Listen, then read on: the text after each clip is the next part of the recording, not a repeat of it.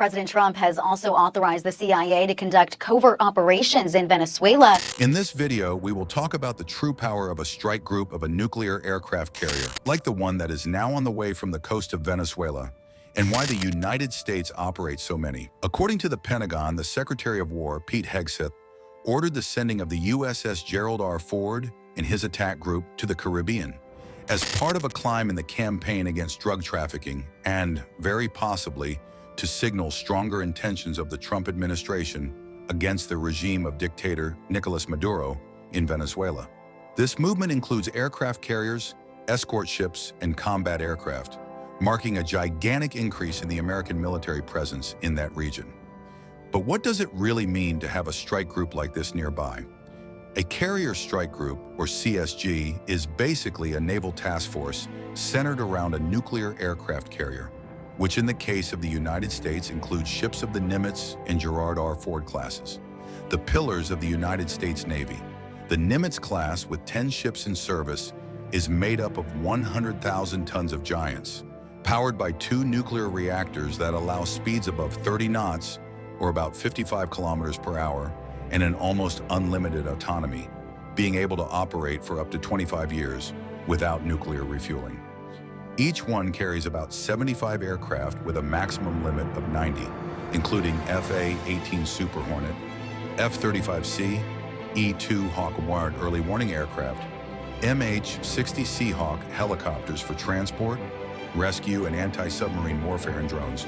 The Gerald R. Ford class, represented by the USS Gerald R. Ford CVN-78, is the future, being able to be even bigger and incorporating dozens of new technologies, like double-band radars, weapons elevators, and electromagnetic catapults that launch planes with more efficiency and less mechanical stress, and 2 improved nuclear reactors that generate 3 times more electricity, allowing more takeoffs per day, and the use of future technologies such as high-energy lasers.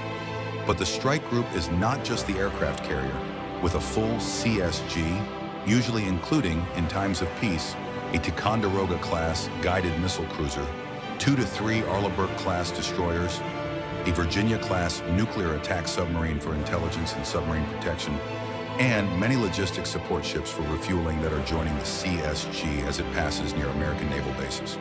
Together, they form a floating city with more than 6,000 crew members in the case of Nimitz-class ships, able to project air power in a radius of almost 2,000 kilometers with air refueling, controlling the sea, stopping threats, and launching accurate attacks without depending on land bases.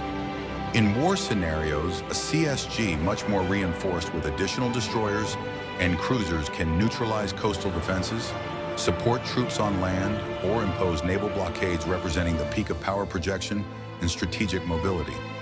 But why the United States invests so much in it? The 11 nuclear aircraft carriers, 10 of the Nimitz class and 1 of the Ford class, with another 3 of the Ford class under construction, are not by chance.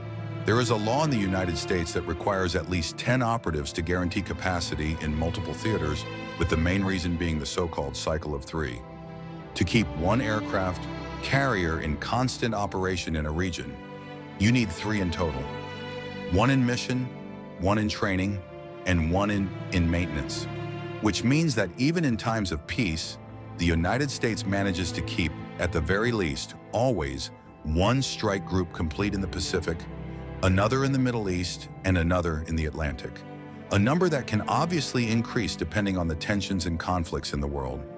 The strategic doctrine that governs this principle is to give the U.S. Navy full capacity to fight 2 great wars simultaneously or deal with multiple crises, with the nuclear aircraft carriers being ideal because they eliminate the need for frequent refueling, releasing space for more aviation fuel and ammunition.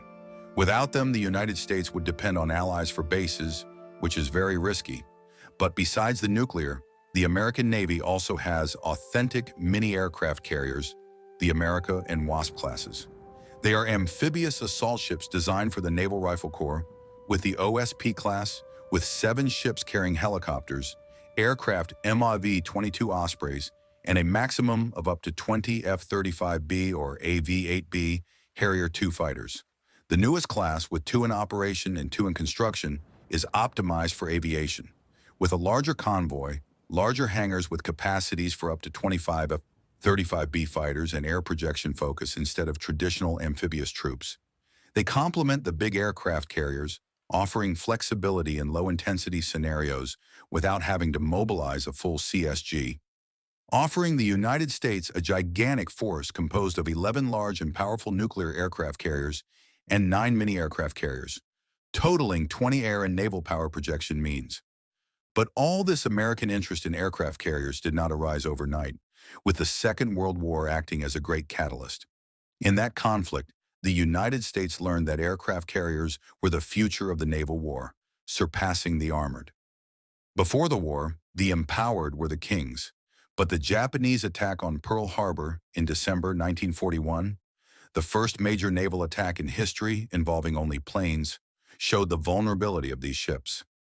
A few months later, in the Battle of Midway, the United States managed to overtake Japan in this area, sinking 4 large Japanese aircraft carriers and losing only 1.